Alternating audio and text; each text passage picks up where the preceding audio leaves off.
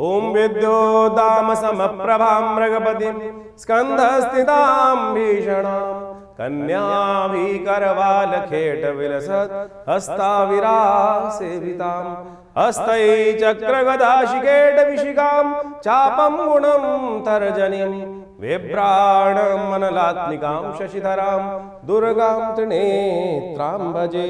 नमस्कार, स्वागत है आपका आचार्य वाणी में। मैं आचार्य डॉक्टर विक्रमादित्य आपके साथ हूँ और आज हम बात करने जा रहे हैं तुला राशि वालों के लिए जो जनवरी का अंतिम काल है वो क्या कुछ लेकर आ रहा है। देखिए, तुला राशि के स्वामी शुक्र है और अच्छी बात सबसे बढ़िया ये है कि शुक्र महाराज जो अस्त चल रहे थे, जब राशि का स्वामी अस्त चल रहा होता है ना, तो कई बार सब कुछ होते हुए भी शुक्र जो है आनंद के प्रतीक है, वो आनंद नहीं होता है। और अब सबसे अच्छी बात यह है कि शुक्र उदय होने जा रहे हैं और शुक्र के उदय होने के साथ साथ उन समस्त ग्रहों में जिनके साथ उनकी युति बनी हुई है, चाहे बुध के साथ, शुक्र के साथ और मंगल के साथ, उन सबको भी एक नई जान प्राप्त होने का अवसर, नई शक्ति प्राप्त करने का अवसर ये महाराज देने वाले हैं। और ऐसे में इन समस्त परिवर्तनों के साथ जो ग्रहों की गणना दिखाई दे रही है वो आपकी राशि के दृष्टिकोण से कई प्रकार के शुभ योग बनाकर तैयार कर रही है।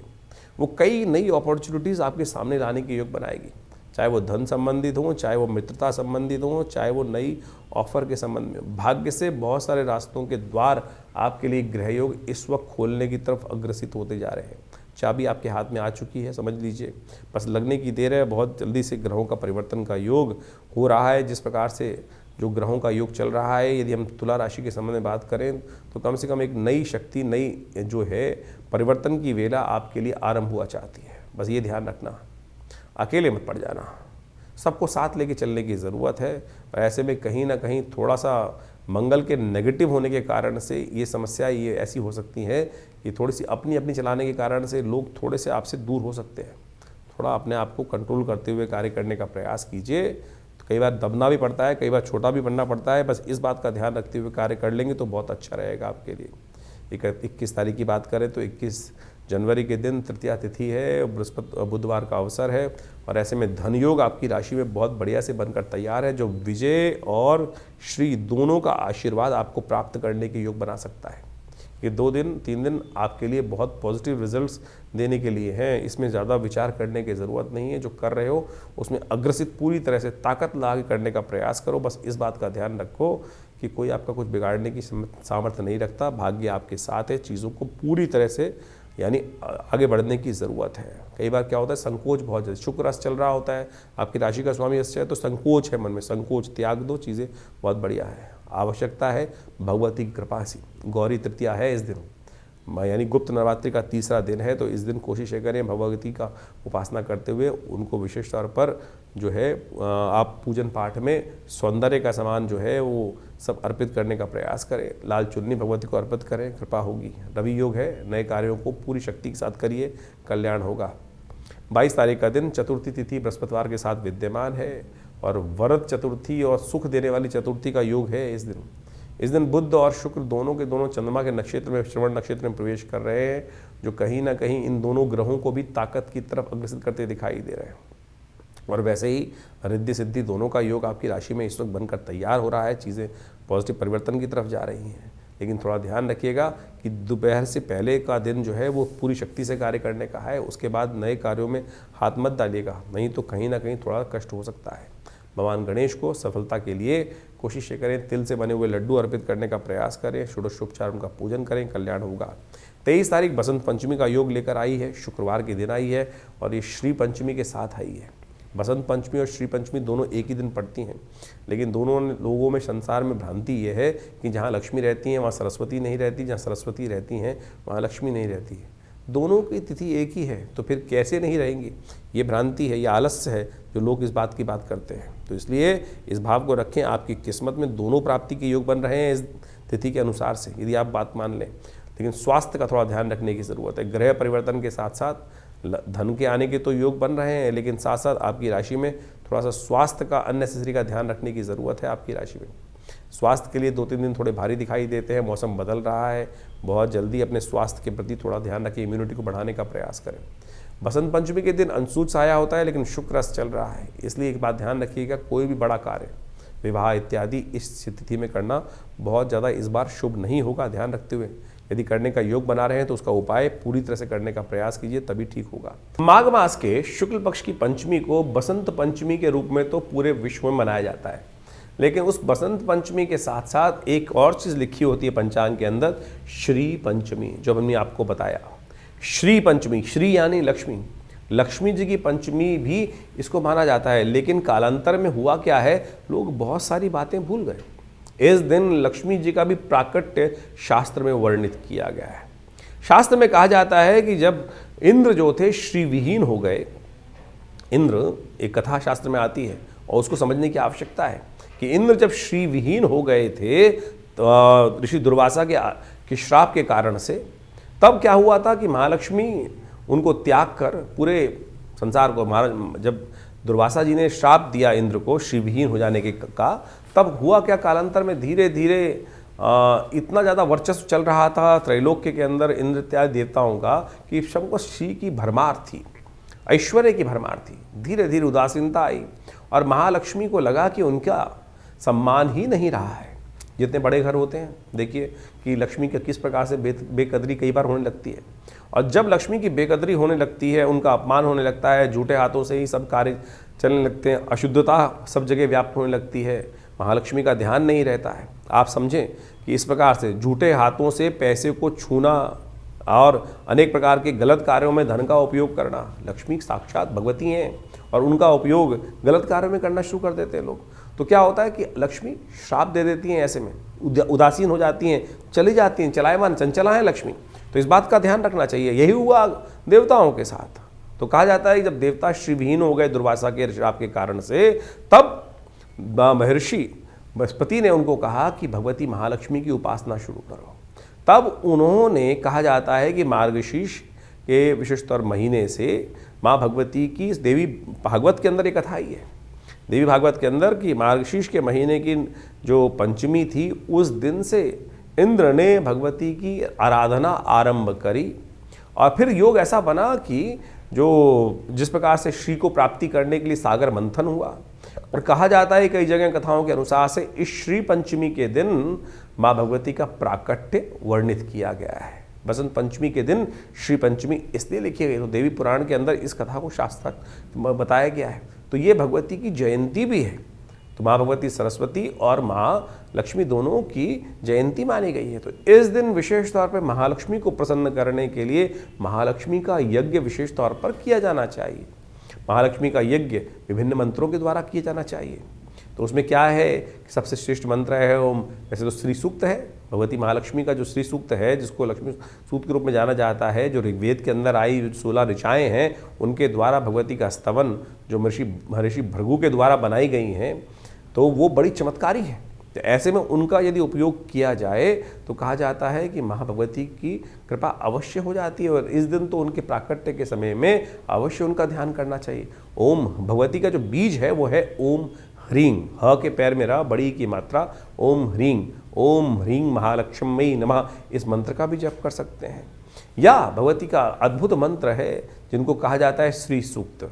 ओम हिरण्यवर्णां हरणीं सुवर्ण रजत सृजां चंद्रां हिरण्मयीं लक्ष्मीं जातवेदो माव ताम आव जातवेदो लक्ष्मी मनमगामिनीं यस्यां हिरण्यं विन्देयं गामश्वं पुरुषानहम् अश्वपूर्वां। तो इस प्रकार से 16 मंत्र भगवती के हैं।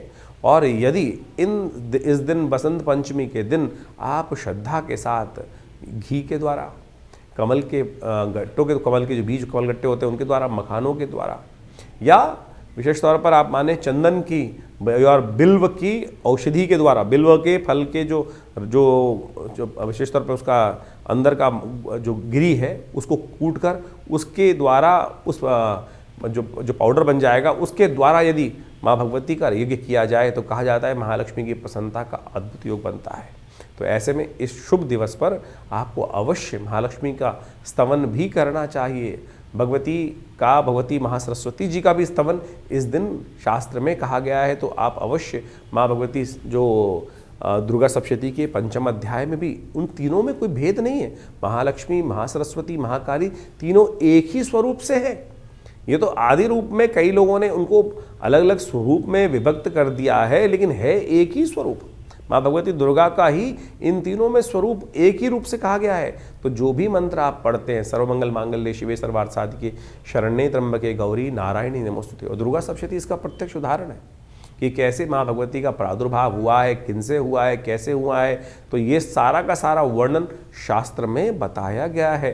तो आप इस भेद में ना फंसे। तो शास्त्र में जो बताया गया है कि बसंत पंचमी और श्री पंचमी एक ही त्यौहार है, एक ही दिन किया जाता है, तो इसमें अज्ञानता से कई बार लोग तथाकथित तौर पर भेद उत्पन्न करने का प्रयास कर लेते हैं। तो इस शुभ योग में आप अवश्य जितना हो सके भगवती का सुंदर स्तवन करने का प्रयास करें, महालक्ष्मी का यज्ञ करने का प्रयास करें। ऐसे में विवेकानंद योगाश्रम में तो लगातार गुप्त नवरात्र के अवसर पर पूरा 9 दिन तक दुर्गा सप्तशती का यज्ञ चल ही रहा है। तो आप भी इस सुंदर दिवस पर आइए हमारे साथ यज्ञ में भाग लें। अपने नाम से महालक्ष्मी का यज्ञ कराने चाहते हैं तो आप हमारे फ़ोन से संपर्क साध कर हमारे साथ जुड़ सकते हैं। तुला राशि वालों के लिए 24 तारीख का दिन ग्रह गणना के अनुसार से बहुत विशेष है, क्योंकि आपकी राशि के दृष्टिकोण से इस वक्त जो योगा योग बने हुए हैं वो काफ़ी विचित्र प्रकार के योग बने हुए हैं। मंगल के साथ शुक्र बुध विराजमान है और सूर्य के साथ विराजमान है। ये तीनों ग्रह अस्त अवस्था में चल रहे हैं। तो ऐसे में क्या हो रहा है कि सूर्य के दोष के कारण से इन बाकी ग्रहों के योग में कहीं ना कहीं कुछ समस्याएं उत्पन्न होने के योग बन रहे हैं। स्वास्थ्य थोड़ा सा कहीं ना कहीं इस दिन थोड़ा सा कष्ट में रहता दिखाई दे रहा है। अपनी अपनी ना चलाइएगा, इस बात का ध्यान रखें। इन दिनों क्या हो रहा है, आपकी राशि के दृष्टिकोण से आप थोड़े से किसी के नीचे दबते हुए कार्य करने का आपकी फितरत नहीं है, वो कहीं ना कहीं रिवोल्ट होने के बाद चल रहे हैं। तो बहुत सारी चीज़ें दांत पीसते हुए करते हुए दिखाई दे रहे हैं, आप थोड़ा ध्यान रखें।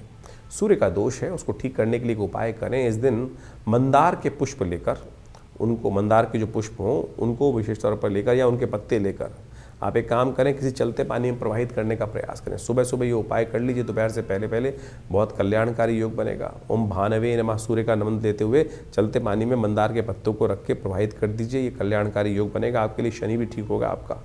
25 तारीख सप्तमी का तिथि विद्यमान है, रविवार का योग बन रहा है और इस दिन रविवार और साथ साथ सप्तमी का योग, माघ की सप्तमी का योग होने के कारण से सूर्य का जन्मदिवस का योग बना हुआ है।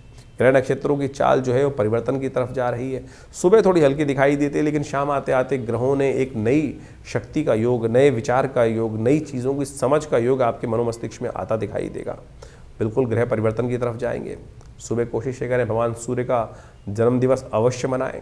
ये तिथि बहुत खास है, आपके लिए कल्याणकारी योग लेकर आई है। रवि योग भी विद्यमान है, नए कार्यों को आरंभ करने के लिए दिन अच्छा दिखाई देता है। सुबह जो हल्की दिखाई दे रही है चिंता ना कीजिएगा, शाम को बिल्कुल विपरीत स्थिति आपकी राशि में उत्पन्न होने के योग बनेंगे। भगवान सूर्य का जन्मदिवस आनंद से यदि मनाया तो ये सूर्य जो आपकी राशि में परिवर्तन की तरफ करके 4-4, 3-3 ग्रहों को अस्त कर रखे हैं वो भी ठीक हो जाएंगे। भानु सप्तमी एक ऐसी तिथि है जिसको शायद लोग भूल चुके हैं, यानी भानु सप्तमी यानी सूर्य का जन्मदिन।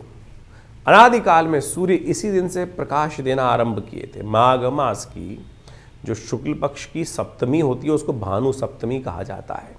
भानु सप्तमी सूर्य का जन्मदिवस के रूप में मानी जाती है और इस बार अद्भुत योग बनकर तैयार हो रहा है कि रविवार भी है और भानु सप्तमी का योग भी बन रहा है। और यदि आपकी राशियों के दृष्टिकोण से देखा जाए तो जो प्रभाव है वो आप अच्छे से समझ लीजिए।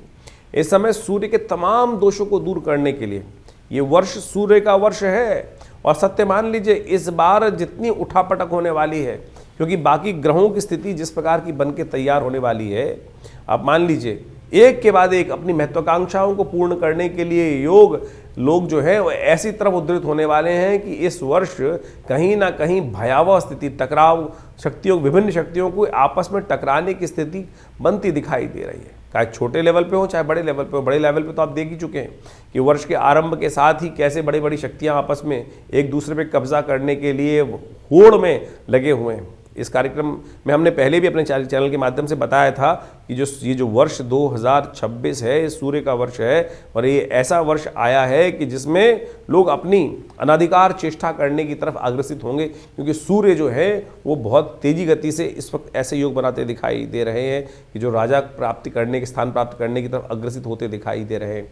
तो मनोमस्तिष्क में कहीं ना कहीं क्लैश उत्पन्न करने के योग बहुत तेजी से बनते दिखाई दे रहे हैं।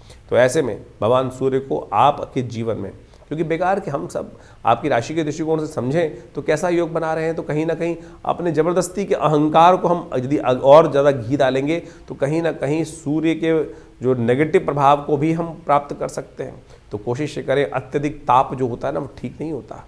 एक जो है एक निश्चित दूरी पर रहते हुए कार्य कर लेना सबसे अच्छा होता है। एक ना अति घाम, ना अति जो बहुत तेज जो ठंड वाला काम होता है, दोनों चीज़ें संदर्भता दोनों जगह कष्ट देने की योग बनाती है। तो सूर्य को सेंटर हमारे लिए सम रूप से हमको प्रकाशित करते रहे, वैसे काम करते रहें। तो उस दिन कोशिश ये करें भगवान सूर्य के निमित्त अवश्य कुछ ना कुछ कार्य करने का प्रयास करें। आपकी राशि के दृष्टिकोण से हमें दिखाई देता है कि इस समय आपको विशेष तौर पर रविवार के दिन भगवान सूर्य को अर्घ अवश्य देना चाहिए। सूर्य के जन्मदिवस के दिन किसी बड़े व्यक्ति को जन्मदिवस देने जाते हैं तो आप माला पहना के आते हैं, कुछ ना कुछ उनका स्वागत करते हुए वस्त्र इत्यादि अलंकृत करने का प्रयास करते हैं। तो सूर्य के जन्मदिवस पर कोशिश ये करें जब सूर्य उदित हो रहे हों उस समय एक तांबे के लोटे में थोड़ा सा रोली डालकर और एक पीला पुष्प डालकर और जल लेकर और दोनों हाथ सिर के ऊपर से रखकर इस प्रकार से भगवान सूर्य के का ध्यान दर्शन करते हुए ओम घृणी सूर्य आदित्याय नमः, ओम सूर्याय नमः, ओम भास्कराय नमः, या जो मंत्र है ओम अहे सूर्य सहस्त्रांशो तेजो राशि जगतपते अनुकंपय माम भक्त्या ग्रहण अर्घम दिवाकर। तो इस प्रकार से भगवान सूर्य का मनी मन गायत्री मंत्र का जप करते हुए भगवान सूर्य को अर्घ दें, उनका तेज का ध्यान करें और उस ओज को अपने अंदर भी ग्रहण करने का प्रयास करें। इतना छोटा सा कार्य है। यदि इसके साथ साथ गायत्री यज्ञ कर सकें, अन्न इत्यादि का गेहूँ इत्यादि का दान कर सकें, ये भी सूर्य से ही संबंध बहुत श्रेष्ठ उपाय हैं। इनको आप करें तो आपके लिए कल्याणकारी योग बनेंगे बहुत सुंदर रूप से। इस दिन नमक का दान करना भी श्रेष्ठ दिखाई देता है। रविवार का अवसर है तो विशेष तौर पे यज्ञ आश्रम पे रहता ही है हर रोज़ की तरह। तो हमने रविवार के दिन विशेष यज्ञ को सूर्य ग्रह शांति महायज्ञ, नवग्रह शांति महायज्ञ के रूप में रखा है। तो उस दिन भगवान सूर्य की प्रसन्नता के लिए विभिन्न प्रकार के मंत्रों से यज्ञ किया जाएगा और साथ साथ आदित्य स्तोत्र का पाठ किया जाएगा। आप उस यज्ञ में सम्मिलित होकर, जो विवेकानंद योगाश्रम में रविवार को सुबह 8 बजे से आरंभ होकर करीब करीब 11 बजे तक कार्यक्रम चलेगा। भगवान सूर्य की विभिन्न कथाओं के माध्यम से भगवान सूर्य के निमित्त विभिन्न प्रकार के यज्ञ इत्यादि मंत्र इत्यादि के द्वारा यज्ञ में आहुतियाँ देकर भगवान सूर्य के तमाम कष्टों को दूर करने के लिए, जब सूर्य शेष नहीं होता तो बहुत सारी समस्याएं देता है कुंडली के अंदर। जब सूर्य खराब चल रहे होते हैं तो स्किन डिसीज, हड्डियाँ संबंधी समस्याएँ, या आपके लिए हार लगातार हो जा रही है जीवन में, तो समझ लीजिए कहीं ना कहीं सूर्य ठीक नहीं है। बहुत ओवर एम्बिशियस आदमी है वो भी सूर्य के कहीं ना कहीं जो सेल्फ कॉन्फिडेंस व्यक्ति लूज कर चुका है और कीर्ति प्राप्त हो ही नहीं रही है। कीर्ति का संबंध भी सूर्य के साथ होता है, आत्मा का संबंध भी सूर्य के साथ ही है। तो जितने डिप्रेशन की बहुत सारी बीमारियां हैं, बहुत सारे लोग केवल चंद्रमा से जोड़ते हैं उसको, लेकिन यदि सूर्य बलहीन है कुंडली के अंदर, या पापग्रह युक्त है, या अच्छी अवस्था में नहीं है, या नवांश में अच्छी अवस्थाओं में नहीं है, ग्रह खराब ग्रहों के साथ बैठा हुआ है, तो इस प्रकार की समस्याएं उत्पन्न करने का योग दे देता है। अब है तो है, जो योग है उसको ठीक कैसे किया जाए। तो ऐसे शुभ मुहूर्त जो आ जाते हैं उस समय में हमको इनके छोटे छोटे निदान जो हैं वो कर हम बहुत बड़ा लाभ अपने जीवन में प्राप्त कर सकते हैं। तो इसलिए हमने ये सारा रहस्य आपके समक्ष रखा है। उपाय बहुत सरल है, बहुत सीधा साधा है। हींग लगे ना फिट करे, रंग चौका हुआ, कोई बहुत पैसे खर्च करने की ज़रूरत नहीं है। लोग लाखों रुपए के कुछ ना कुछ, कोई माणिक के पहनने के लिए खर्चा कर देता है, कोई सोने की अंगूठियाँ पहनने के लिए खर्च कर देता है, कोई लाखों रुपए के दान करने की व्यवस्था कर देता है। तो सीधा सरल तरीका है, भगवान के मन दिव्य से उनको अर्घ दीजिए, यज्ञ में बैठिए। हमारे आश्रम में रविवार वाले कार्यक्रम में कोई धन नहीं लिया जाता। बहुत सारे लोग कहते हैं कि कोई मेंबरशिप फीस, किसी प्रकार भी कोई खर्चा नहीं है। आप आएँ, चाहें तो बैठ के हमारे साथ उस कार्यक्रम में भाग लें। माँ भगवती आपकी समस्त मनोकामनाएं सिद्धि करें। तो ऐसे में तो बड़ा सुंदर योग बना हुआ है। सप्तमी का, गुप्त नवरात्रि में सप्तमी का योग भी है और साथ साथ गुप्त नवरात्रि का यज्ञ भी चल रहा है। तो आप इस कार्यक्रम में अवश्य भाग लेकर माँ भगवती की कृपा अपने जीवन में समस्त कष्टों को दूर करने के लिए अपना सकते हैं। तुला राशि वालों के लिए 26 तारीख का दिन ग्रह नक्षत्रों की गणना जो बता रही है वो भी जान लीजिए। अष्टमी तिथि है, सोमवार का अवसर है और साथ साथ ग्रह नक्षत्रों के दृष्टिकोण से बहुत सारी चीज़ों में आपके विचार बिल्कुल सही रहेंगे। आपका अंदाज़ा ऐसा दिखाई दे रहा है कि बिल्कुल सटीक पड़ता दिखाई दे रहा है। बस उसका उपयोग करने की ज़रूरत है। उसका उपयोग में करने में संशय इसलिए है क्योंकि 2-3 ग्रह अस्त चल रहे हैं इस वक्त, उनको शक्ति देने की ज़रूरत रहेगी। पहले तो गणतंत्र दिवस है, उसकी बहुत बहुत शुभकामना। और उस समय में आप थोड़ा संपर्कों को साधने का प्रयास करें। चीज़ें आपके लिए अच्छी हैं, थोड़ा ट्रैवल करते हुए उन चीज़ों को थोड़ा सा परिश्रम के साथ करने का प्रयास कीजिए, चीज़ें अच्छी रहेंगी। शत्रुओं पर विजय प्राप्त करने के लिए दिन अच्छा दिखाई देता है आपकी राशि के दृष्टिकोण से। संकोच त्यागिए और आगे बढ़ने का प्रयास कीजिए, चीज़ें आप सफलता की तरफ आप अग्रसित अवश्य होती दिखाई दे रही हैं। चावल का दान करना आपके लिए श्रेष्ठ रहेगा। 27 तारीख नौमी तिथि विद्यमान है, गुप्त नवरात्र समाप्ति की तरफ है, मंगलवार के दिन पड़ रहे हैं और ये अनुष्ठान की पूर्ति के लिए, मनोकामना पूर्ति के लिए बहुत शुभ मुहूर्त रहता है। इस दिन ग्रह नक्षत्रों के दृष्टिकोण से दिन काफ़ी अच्छा रहेगा, लेकिन शाम आते आते थोड़ा सा कहीं ना कहीं कई मामलों में थोड़ा सेटबैक देखने को मिल सकता है। इसलिए इमोशनली अपने आप को थोड़ा सा हैंडल करने का प्रयास कीजिएगा। कई बार क्या होता है कि हमारी बातें लोगों को कहीं ना कहीं गलत लग जाती हैं और उसके कारण से वो कोई कुछ बोल जाता है तो फिर हमारे मन को भी आघात लगता है। ऐसे योग आपकी राशि में बनते हुए दिखाई दे रहे हैं। तो आपको विशेष तौर पर इमोशनल पॉइंट ऑफ व्यू से अपने आप को स्ट्रॉन्ग करने के लिए हनुमान जी का स्तवन करना चाहिए। 27 तारीख के दिन एक खास योग बन रहा है, वो आपको अच्छे से समझ लेना चाहिए। इस दिन गुप्त नवरात्र की नौमी तिथि है और साथ साथ मंगलवार का योग भी बन रहा है। ये मंगल को जब भी कोई अनुष्ठान जब पूर्ण करने का योग बनता है तो कहा जाता है ऐसे में मनोकामनाओं की सिद्धि के लिए अद्भुत योग बनता दिखाई दे रहा है। नौमी और मंगलवार का योग माँ भगवती को प्रसन्न करने के लिए बड़ा सुंदर, ग्रह नक्षत्र चंद्रमा उच्च के होकर विराजमान है इस दिन।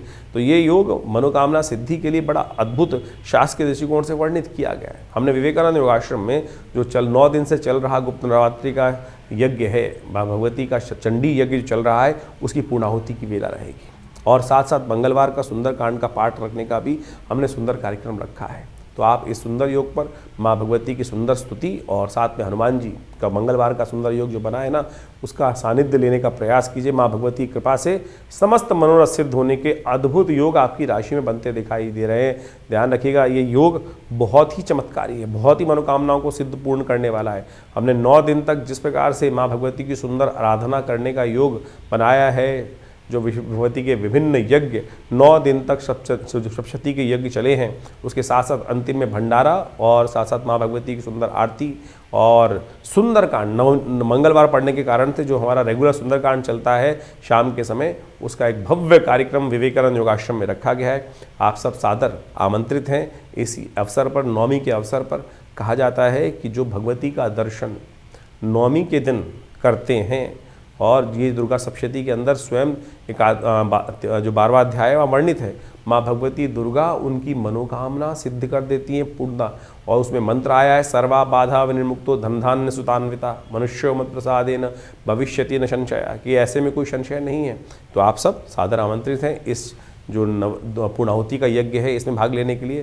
तो ये करीब करीब शाम के 5 बजे से कार्यक्रम आरंभ होकर जो करीब करीब रात्रि में 10 बजे तक चलेगा। आप सब सादर आमंत्रित हैं विवेकानंद योगाश्रम में। इस नवरात्रि के साथ साथ सुंदरकांड के पाठ में माँ भगवती आपकी मनोरथ सिद्ध अवश्य करेंगी। तुला राशि वालों के लिए 28 तारीख के दिन ग्रह गणना किस प्रकार से जा रही है जान लीजिए। दशमी तिथि है, बुधवार का अवसर है और एक आपकी राशि के अनुसार से यदि बात करें तो एक अच्छा परिवर्तन हो रहा है। मंगल इन दिनों अस्त चल रहे थे, जो कई बार क्या होता है कि आपको साइड लाइन करने का लोग प्रयास करते हैं। चीज़ें आपके लिए चाहकर जो आप करना चाह रहे हैं वो पूरी तरह से कर नहीं पा रहे हैं, और ऐसे में कई बार क्या होता है, मंगल जब अस्त होता है तो व्यक्ति थोड़ा सा एंग्जाइटी और डिप्रेशन में आ जाता है। लेकिन मंगल अब परिवर्तन की तरफ जा रहे हैं, चंद्रमा के नक्षत्र में आ चुके हैं और ये नक्षत्र चंद्रमा के नक्षत्र में आने के कारण से मन को कहीं ना कहीं सद्बल जो है बल प्राप्त करने का योग भी बनता दिखाई दे रहा है।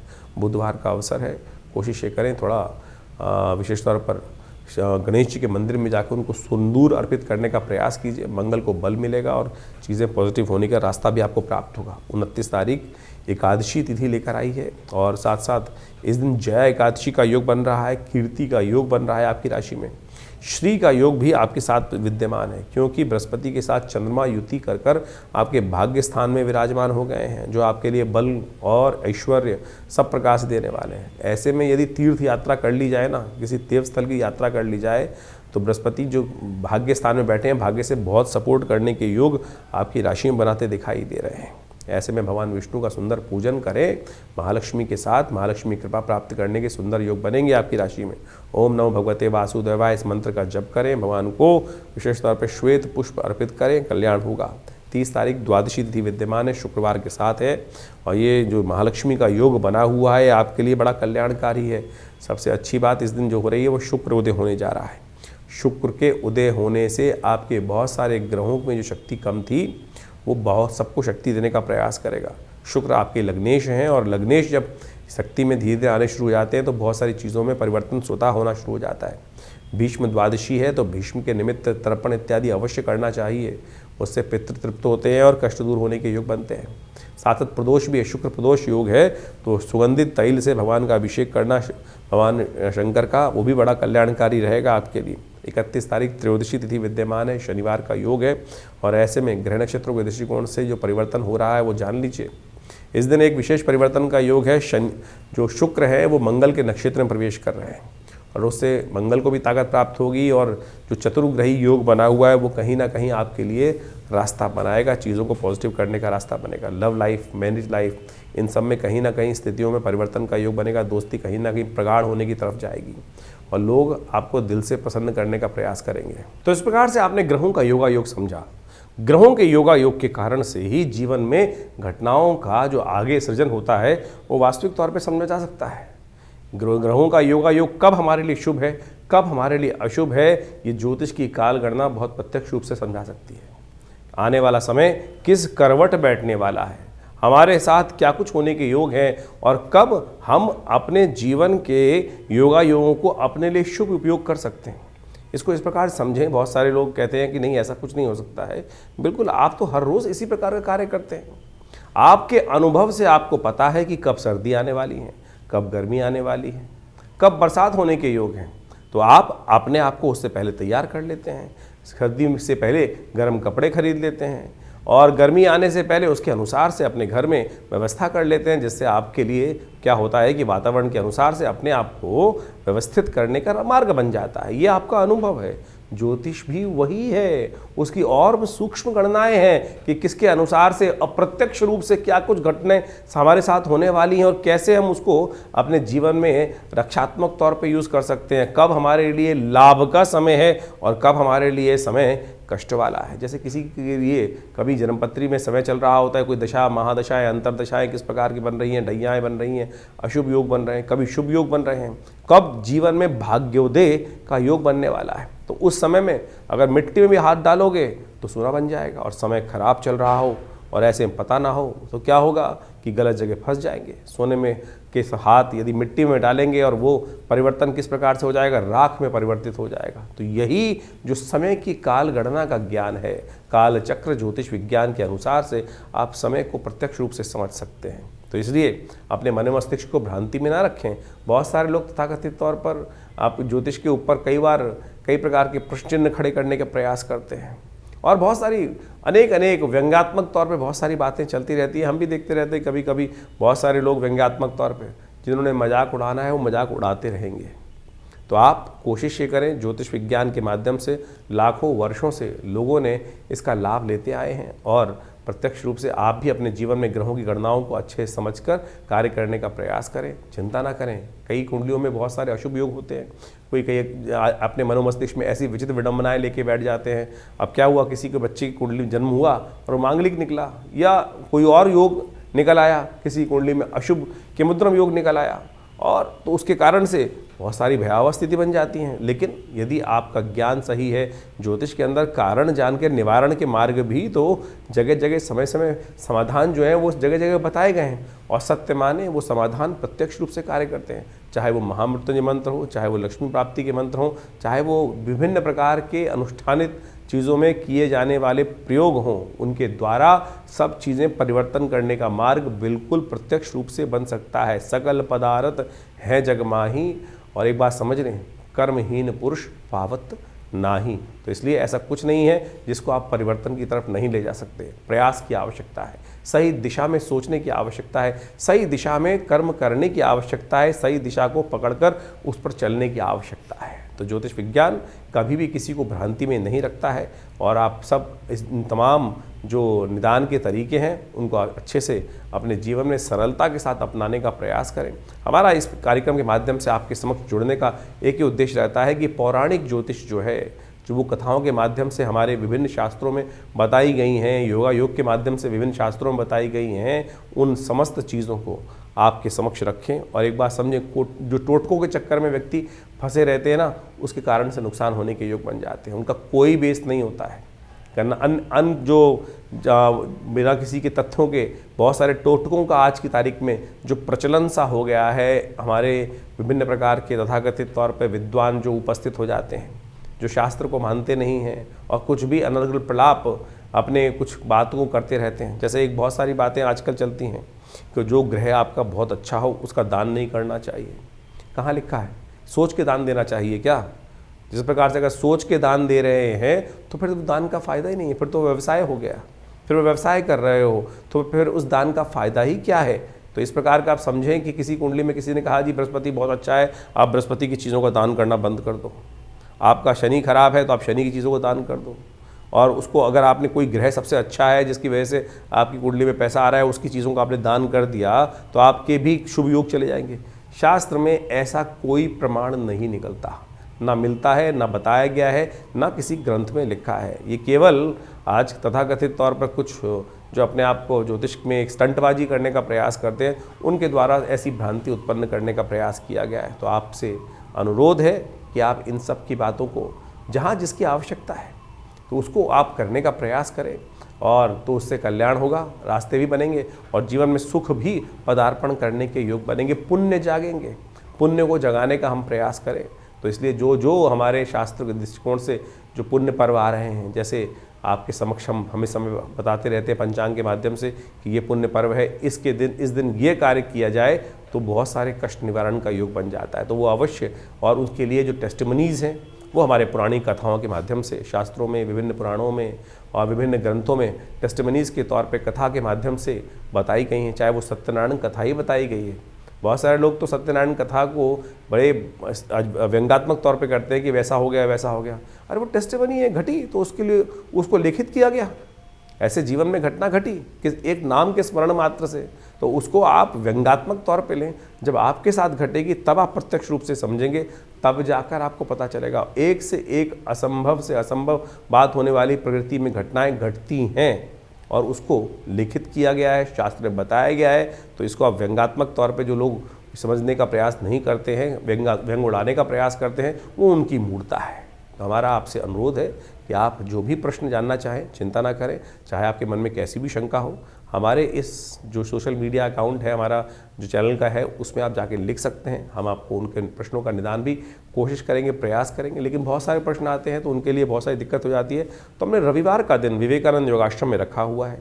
उस दिन फ्री कंसल्टेशन है, ओपन सेशन है। रविवार को सुबह 8 बजे से यज्ञ शुरू होता है और उस वक्त वहाँ पर बहुत यज्ञ इत्यादि, बहुत रामचरितमानस का स्वाध्याय और फिर एक जन प्रश्न का भी कार्यक्रम रहता है। जो भी आपके प्रश्न हो आश्रम में आकर हमसे जान सकते हैं। दिल्ली में विवेकानंद योगाश्रम लक्ष्मी नगर में स्थित है और आप सबको हम सादर आमंत्रित करते हैं। माँ भगवती का दर्शन करें। दिव्य प्रतिमा माँ भगवती की विद्यमान है और जो जो मन में जीवन में आकांक्षाएं हों, कष्ट हों, उनको दूर करने के लिए आप माँ भगवती के सानिध्य में यज्ञ करें। अभी तो जैसे इन दिनों नवरात्र का सुंदर पर्व चल रहा है, तो आप उन सब में आकर भगवती के सानिध्य में यज्ञ में बैठ सकते हैं, मनोकामना सिद्धि के लिए प्रयोग कर सकते हैं।